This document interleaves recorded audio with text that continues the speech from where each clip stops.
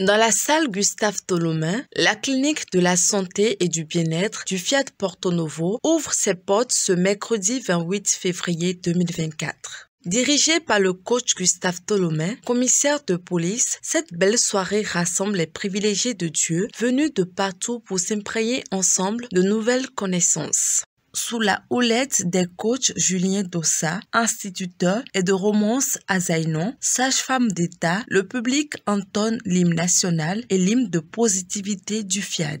Quand partout souffle un vent de colère, je m'engage à regarder le côté ensoleillé de chaque chose. Sur ce ton, le coach Paul Yambodet Dedjinou, professeur d'anglais, salue et remercie le public pour sa présence avec des mots de bienvenue. Ce soir, nous sommes là parce que nous voulons mériter ce trône-là. C'est pour cela que je décrète pour chacun la bienvenue dans cette majestueuse salle. Dans une ambiance enthousiaste, l'institutrice et coach Ernestine Akbouvo témoigne sa gratitude et partage la joie que lui apporte le Fiat. Le Fiat m'a permis de savoir que on peut vivre le bonheur conjugal. Ce n'est pas seulement avec un mari et des enfants qu'on peut vivre le bonheur conjugal. Le Fiat aussi m'a permis de considérer mes enfants comme les plus merveilleux enfants au monde. C'est au Fiat que j'ai appris qu'il faut être dans la gratitude de façon indéfinie. Suite à cette déclaration, le coach Yaya Adjadi, expert en informatique, partage avec l'assistance les avantages de toujours sourire. Sur le plan neurologique, le sourire déclenche la libération d'endorphines qui sont associées au bien-être et à la réduction du stress. Le simple fait de sourire peut donc donner à une personne un sentiment de bonheur et de détente. C'est d'ailleurs ce qui fait que ceux qui rient souvent ont un visage sans rides et restent toujours jeunes. Lorsqu'une personne sourit, il peut provoquer une réaction en chaîne chez les autres qui sont souvent incités à sourire en retour. Cela entraîne une atmosphère positive et renforce les liens sociaux entre individus. Un sourire sincère peut illuminer la journée de quelqu'un et lui montrer qu'il est apprécié et soutenu. C'est pourquoi il est souvent dit que le sourire est le langage universel de la générosité. Intervenant sur le premier niveau de perturbation humaine, l'entrepreneur et coach Augustin Idjo parle de la perception du corps. Comment tu perçois ton corps, c'est important. Si nous ne pouvons pas régler ce niveau, nous ne pouvons pas être en bonne santé. Allez dans la rue, vous allez voir un fou. Il dort où? Il a moustiqué. Il mange quoi? Tout ce qu'il trouve. Pourquoi il n'est pas couché sur le lit de l'hôpital? Pourquoi lui n'est pas hospitalisé? C'est parce que personne ne produit dans son cerveau l'esprit de maladie. Parce que c'est l'esprit qui domine le corps. Si vous percevez votre corps comme ce qui est malade là, aucun médecin ne peut vous donner la santé. Et ce qui est bizarre, nous vivons pour la plupart dans le passé. On est malade depuis hier. Et encore on dit aussi, je suis encore malade. Je suis, c'est le nom de Dieu.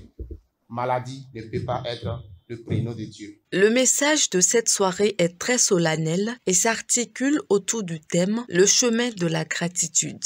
Dans cet extrait, l'institutrice et coach Arlette Soudé le développe avec soin.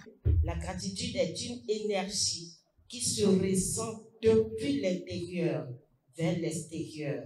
Et quand ce sentiment de gratitude naît, elle commence déjà par agir positivement sur la personne qui le ressent. Selon la Bible, ce serait encore plus compréhensif, la gratitude est la reconnaissance des bienfaits de Dieu dans notre vie. Et reconnaître les bienfaits de Dieu, c'est contempler toutes les merveilles que Dieu fait dans notre vie chaque jour.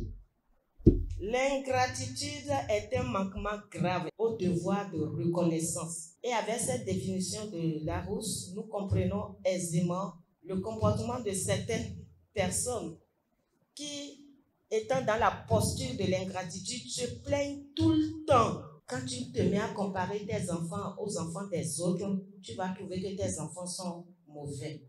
et tu ne vas pas reconnaître la grâce, la pure grâce que Dieu t'a faite de te donner ces merveilleuses créatures qui t'entourent.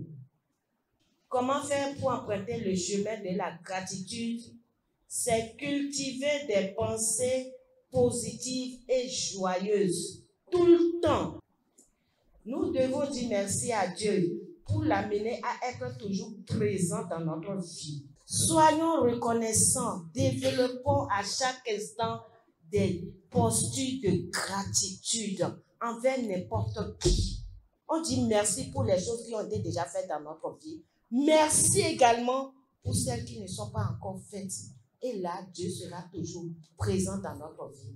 Il sera content de nous. À partir de cette soirée festive, les participants ont l'occasion d'appliquer l'outil de la générosité grâce à l'intervention du styliste et coach Louis Vaudounon. Il n'y a plus rien à dire.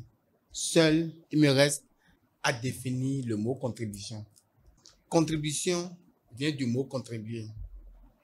Contribuer, c'est d'amener ta pierre à l'édifice. Au dernier tournant, pour approfondir cette soirée de positivité, l'institutrice et coach Eugénie Padonou conduit l'assistance dans la programmation des paroles du logiciel de la réussite intégrale. Désormais, je suis invincible. Je suis le maître de mon destin. Je suis le capitaine de mon âme. Je suis puissant au-delà de toute limite. Après les différentes rubriques, place au cocktail concocté spécialement pour les élus.